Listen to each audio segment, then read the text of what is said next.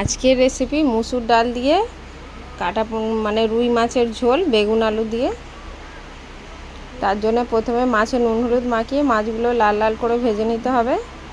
আর মুসুর ডালের মধ্যে পেঁয়াজ কুচনো লঙ্কা কুচনো দিয়ে মুসুর ডালটা মেখে নিয়েছি নুন হলুদ দিয়ে, এগুলো ছোটো ছোটো বড়ার আকারে ভেজে নিয়েছি। এবার যেটা করব, আর একটু বেশি পরিমাণে তেল দিয়ে বেগুন আলুগুলোকে লাল লাল করে ভেজে নিতে হবে।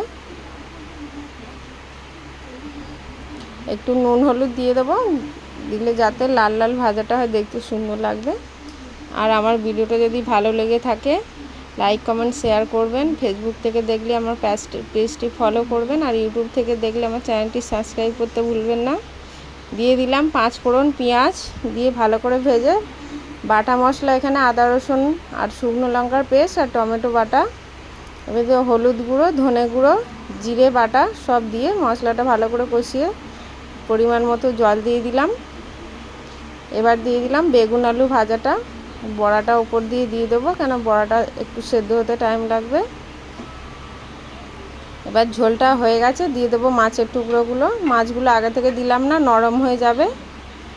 ঝোলটা আমার রেডি হয়ে গেছে। টাটা।